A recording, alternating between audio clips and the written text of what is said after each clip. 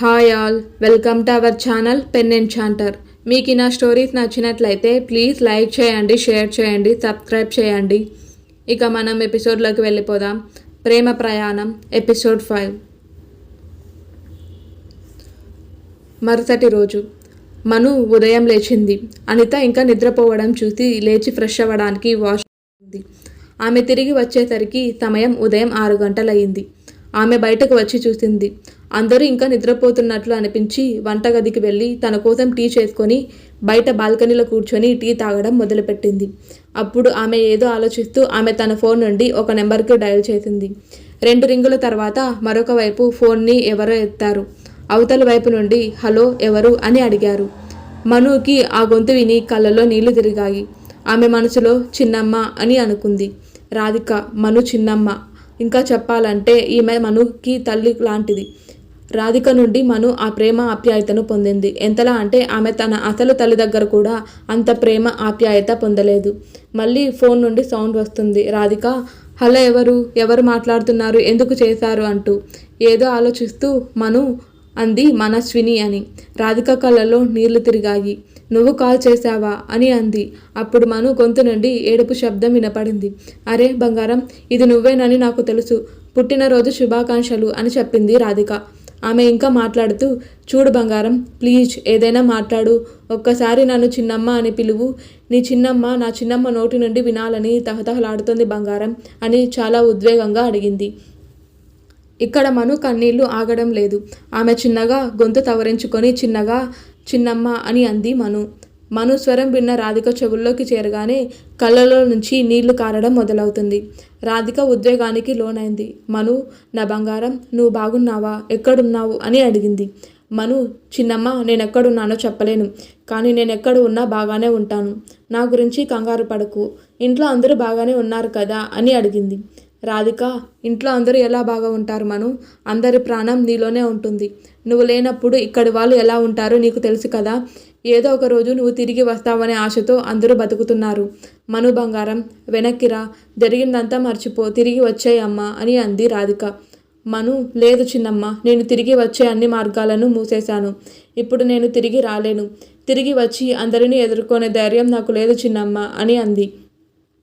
ఇంతలో వెనుక నుండి ఒక వాయిస్ వచ్చింది. రాధిక, ఎవరితో మాట్లాడుతున్నావని. మను వెంటనే, ప్లీజ్ చిన్నమ్మ, కంగారు పడకు, నేను ఫోన్ చేశానని ఎవరికి చెప్పకు, నువ్వు నాతో మాట్లాడుతున్నావని ఎవరికి చెప్పకు ప్లీజ్ అని అంది. రాధిక, కానీ బంగారం అది. మను రాధికను అడ్డగిస్తూ, వద్దు చిన్నమ్మ, నువ్వు ఎవరితో అయినా ఏమైనా చెప్తే నా మీద ఒట్టే అని అంది. రాధిక, పర్వాలేదు, నేను చెప్పను, కానీ నువ్వు వాగ్దానం చెయ్యి, నాకు కాల్ చేస్తాను అని అడిగింది. మను, హా చిన్నమ్మ, నీతో మళ్ళీ మాట్లాడతానని ప్రామిస్ చేస్తున్నాను, కానీ నువ్వెవరికి ఏమి చెప్పవు కదా, నువ్వు కూడా ప్రమాణం చేశావు అంటూ ఫోన్ కట్ చేసింది మను. అప్పుడు ఆమె తన కన్నీళ్లను తుడుచుకుంది. అప్పుడే ఎవరో ఆమె భుజంపై వెనుక నుండి చెయ్యి వేశారు. ఆమె వెనక్కి తిరిగి చూసి నవ్య అంటూ మనుని కౌగిలించుకున్న నవ్య, హ్యాపీ బర్త్డే మను అని చెప్పింది. మను థ్యాంక్ యూ అని చెప్పింది. అజయ్ కూడా మనుకి పుట్టినరోజు శుభాకాంక్షలు తెలిపాడు. మను అజయ్కి థ్యాంక్స్ చెప్పింది. అప్పుడు నవ్య మనుతో చెప్పింది, ఈరోజు ఎక్కడికైనా వెళ్దాం, నీ పుట్టినరోజు సెలబ్రేట్ చేసుకుందాం అని అడిగింది. మను, లేదు నవ్య, నేను ఆఫీస్కి వెళ్ళాలి అని చెప్పింది. నవ్య, ఈరోజు సెలవు తీసుకో అని అంది. మను, లేదు నవ్య, నేను ఇప్పటికే చాలా సెలవులు తీసుకున్నాను, ఇప్పుడు నేను ఎక్కువ లీవ్స్ తీసుకోలేను, నన్ను బలవంతం చేయొద్దు అని చెప్పింది. నవ్య, సరే నీ ఇష్టం అని అంది. మను ఆఫీస్కి రెడీ అవ్వడానికి వెళ్ళింది. ఎందుకంటే అజయ్ నవ్య మరికొద్ది రోజులు సెలవు పెట్టారు. అందుకే మను ఒంటరిగా ఆఫీస్కి బయలుదేరింది. మను ఆఫీస్కి చేరుకొని తన పని మొదలుపెట్టింది. నిఖిల్ కూడా ఆఫీస్కి చేరుకొని మనుకి బర్త్డే విషెస్ తెలిపాడు. మను కూడా నిఖిల్కి పుట్టినరోజు శుభాకాంక్షలు చెప్పింది. ఆ తర్వాత అందరూ తమ తమ పనుల్లో బిజీ అయిపోతారు. సాయంత్రం ఆఫీస్ అయిన తర్వాత మను తన ఇంటికి చేరుకుంది. నవ్య మనుతో, నీ లగేజ్ తెచ్చాను, నీ గదిలో ఉంచాను అని చెప్పింది. మను థ్యాంక్స్ చెప్పింది. నిఖిల్ కాల్ చేశాడు మనుకి. ఫోన్ లిఫ్ట్ చేసింది ఆమె. హలో మను, త్వరగా రెడీ అవ్వు, నేను అరగంటలో మీ ఇంటికి చేరుకుంటాను అని చెప్పాడు. మను సరే అని ఫోన్ పెట్టేసి రెడీ అవ్వడానికి వెళ్ళింది. అరగంట తర్వాత నిఖిల్ మను ఇంటికి చేరుకున్నాడు. ఇంటి బయట నుండి మనుకి ఫోన్ చేస్తాడు. బయటకు వస్తూనే నవ్య అంటూ పిలిచి, నేను బయటకు వెళ్తున్నాను, కొంచెం త్వరగా తిరిగి వస్తాను అని చెప్పింది. నవ్య, అవునా, నువ్వెక్కడికి వెళ్తున్నావు అని అడిగింది. నవ్య, ఈరోజు నిఖిల్ సార్ పుట్టినరోజు. ఆయన నన్ను సెలబ్రేషన్స్కి పిలిచారు. నేను ఆయనతో వెళ్తున్నాను. 9 గంటలకు తిరిగి వస్తానని చెప్పి మను వెళ్ళిపోయింది. నిఖిల్ కారులో బయట మను కోసం ఎదురు చూస్తున్నాడు. మను తెలుపు రంగు కుర్తీతో ఎరుపు రంగు దుపట్టా వేసుకుంది. ఆమె చాలా సింపుల్గా రెడీ అయి వచ్చింది. కానీ ఆ సింపుల్ లుక్లో కూడా మను నిఖిల్కి చాలా అందంగా కనిపిస్తుంది. మను వెళ్ళి నిఖిల్ కారులో కూర్చుంది. ఇద్దరూ బయలుదేరారు. నిఖిల్ తన కారుని రెస్టారెంట్ బయట ఆపాడు. ఇద్దరూ దిగి రెస్టారెంట్ లోపలికి వెళ్ళారు.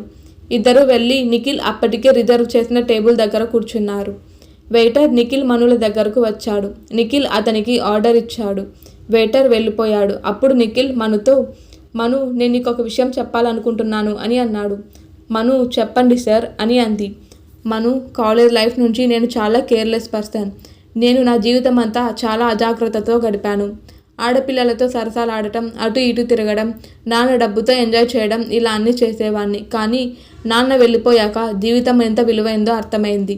తండ్రి పోయిన తర్వాత నా తలపై చాలా బాధ్యతలు పడ్డాయి. అన్ని బాధ్యతలు నిర్వర్తించడం నాకు చాలా కష్టంగా మారింది. నేను ఇంతకుముందు ఎలాంటి బాధ్యత తీసుకోలేదు.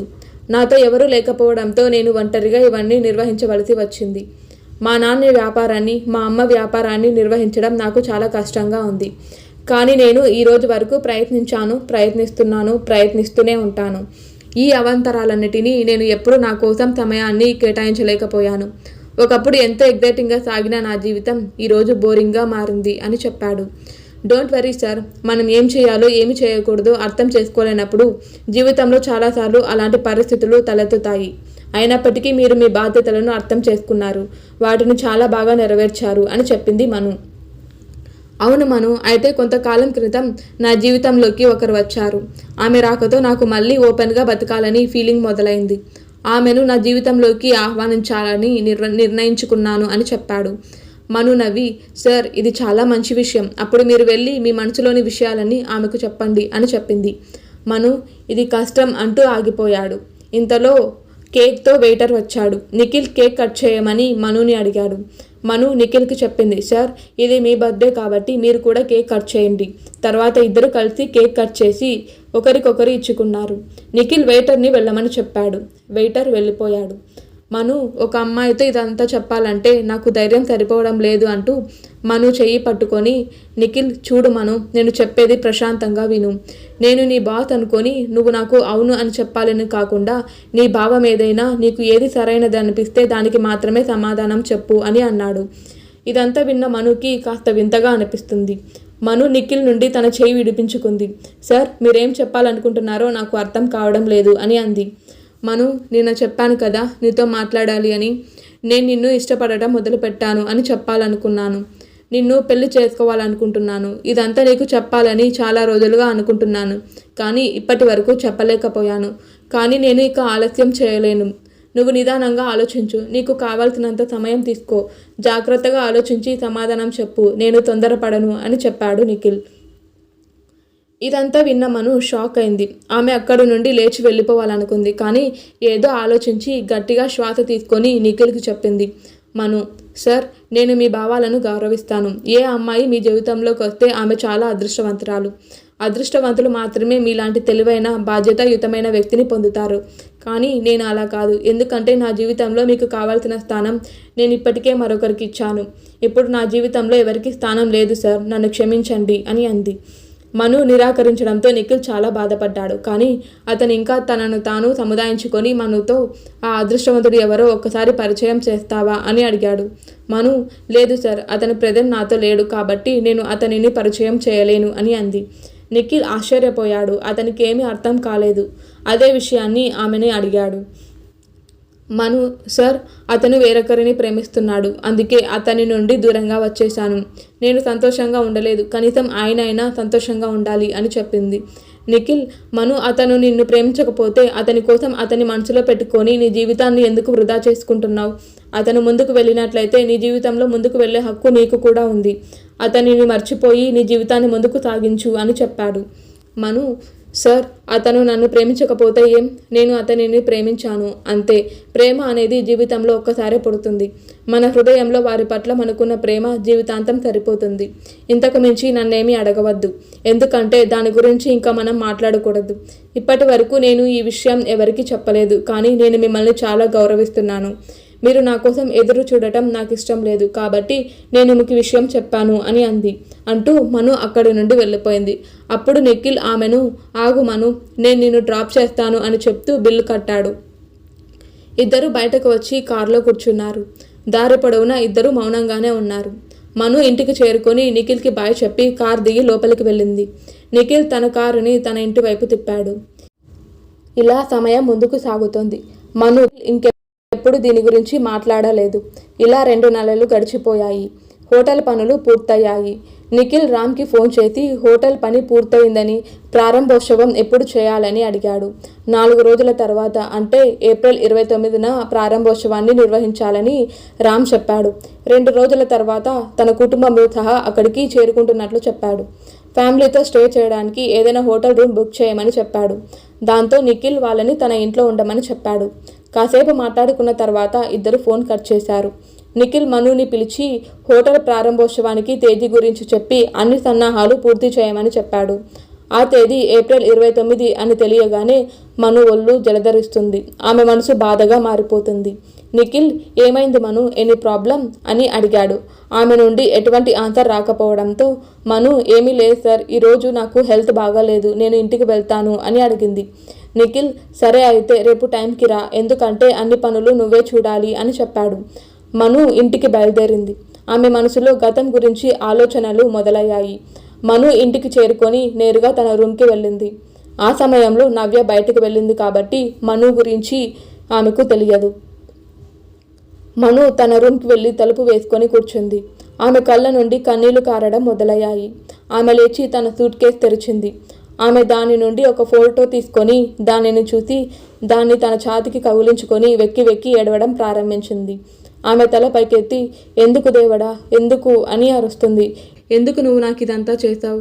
నేను నీకు చేసిన అపకారం ఏమిటి? నువ్వు నా నుండి అన్నీ తీసేసుకున్నావు, అయినా నీ హృదయం కరగలేదా?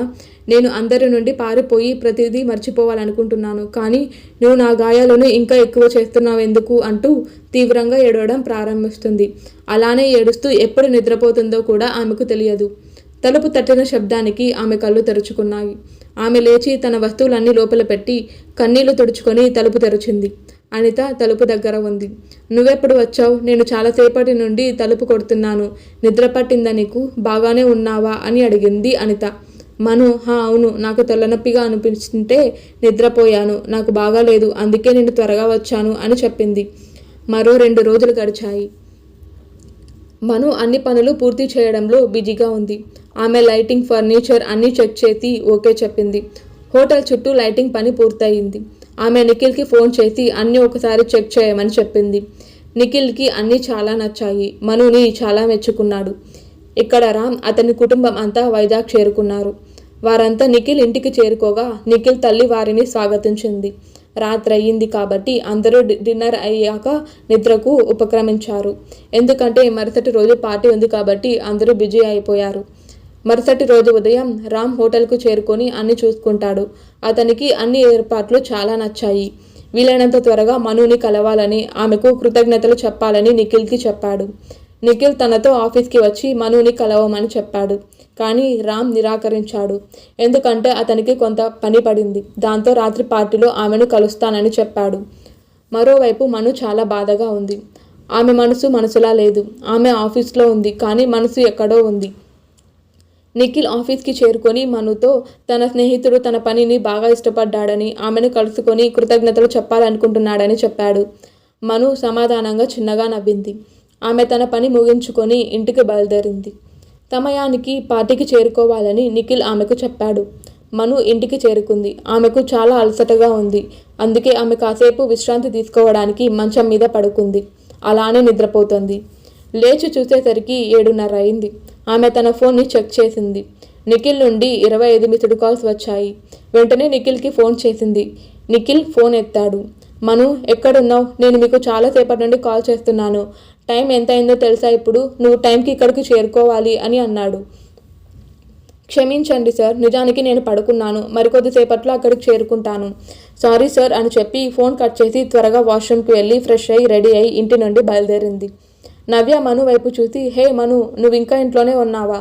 నువ్వు వెళ్ళిపోయావు అనుకున్నాను. అదే కొద్దిసేపటి క్రితమే వెళ్ళాడు అని చెప్పింది నవ్య. నవ్య చెప్పింది విని, నేను నిద్రపోయాను, నేను ఇంత టైం అయిందని చూసుకోలేదు అని చెప్పి, నువ్వు వెళ్ళలేదా అని అడిగింది మను. నవ్య, లేదు, నాకు రావాలనిపించలేదు, నువ్వు వెళ్ళు అని చెప్పింది. సరే, నేను బయలుదేరుతున్నాను, బాయ్, తర్వాత మాట్లాడుకుందాం అని చెప్పి వెళ్ళిపోయింది. నవ్యకి మనుని చూస్తుంటే చాలా క్యూట్గా అనిపించింది. ఆమె హోటల్ చేరుకుంది. నిఖిల్ ఆమెను చూడగానే మను దగ్గరికి వచ్చి, మను త్వరగా రా, అందరినీ కలవాలి అని పిలిచాడు. మను నిఖిల్ని అనుసరిస్తుంది. నిఖిల్ చుట్టూ చూచాడు. హే, అతను ఇక్కడే ఉండాలి, ఎక్కడికి వెళ్ళిపోయాడు అని అనుకున్నాడు. సార్, పర్వాలేదు, చాలామంది ఇక్కడికి వచ్చారు, ఎవరితోనైనా మాట్లాడుతూ బిజీగా ఉన్నారేమో, నేను ఇక్కడే ఉంటాను, నేను ఆయనని తర్వాత కలుస్తాను అని పొలైట్గా చెప్పింది.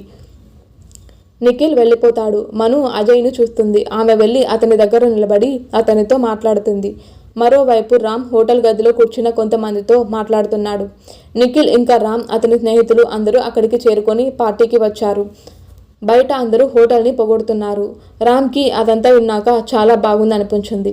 అప్పుడే అతని ఫ్రెండ్స్ అందరూ హోటల్కి మహిరా అని ఎందుకు పేరు పెట్టావని అడిగారు. దాంతో రామ్ ఈ పేరు తన మనసుకు చాలా దగ్గరైందని ఇంకా ఏదో చెప్పబోయాడు. అప్పుడే నిఖిల్ రామ్తో, రామ్, ఈరోజు నేను చాలా సంతోషంగా ఉన్నాను, ఎందుకంటే ఈరోజు నా ఫ్రెండ్ లైఫ్లో బెస్ట్ డే ఇది. నువ్వు ఎప్పుడు ఇలాగే ముందుకు వెళ్తూ మంచికి పొజిషన్ చేరుకొని ఎప్పుడు సంతోషంగా ఉండాలి అని చెప్తూ, రామ్ రా, ఈ హ్యాపీ సిచ్యువేషన్లో ఈరోజు ఒక పాట పాడు, చాలా కాలమైంది నీ పాట విని, ఈ సాకుతో నేను నా కాలేజీ రోజులను గుర్తు చేసుకుంటాను అని చెప్పాడు. రామ్ తిరస్కరించాడు, కానీ అతని స్నేహితులందరూ అతనిని రిక్వెస్ట్ చేయడంతో రామ్ తప్పక అంగీకరించాడు. నిఖిల్ రామ్కి గిటార్ ఇచ్చాడు. రామ్ గిటార్ వాయిస్తూ పాట పాడటం మొదలుపెట్టాడు. పాట వింటూ వైపు చూడటం మొదలుపెట్టారు. మను దూరంగా నిల్చుంది. ఆ మ్యూజిక్ ఆమె చెవులకు చేరగానే ఆమె గుండె చప్పుడు వేగం పెరిగింది. ఆమె సౌండ్ వస్తున్న వైపు నడుస్తుంది. పాట ముగిసిన వెంటనే మను రామ్ దగ్గరకు చేరుకుంది. ఆమె రామ్కు కొన్ని అడుగుల దూరంలో ఉంది. ఆమె రామ్ను చూడలేకపోతుంది. మను రామ్ చూడకముందే ఎవరో వచ్చి ఆమె ఎదురుగా నిలబడ్డారు. ఆ మనిషి వారి నుండి దూరంగా వెళ్ళిన వెంటనే ఇద్దరి కళ్ళు కలుసుకున్నాయి. రామ్ మనుని చూడగానే ఒక కుదుపుతో లేచి నిలబడ్డాడు. అతని చేతిలోంచి గిటార్ కింద పడింది. రామ్ని చూసి మను కూడా షాక్ అయింది. అప్రయత్నంగా ఆమె నోటి నుండి మిస్టర్ సింహం అని మాట బయటకు వచ్చింది. ఇంకా ఉంది. Please please please please subscribe చేసుకోండి.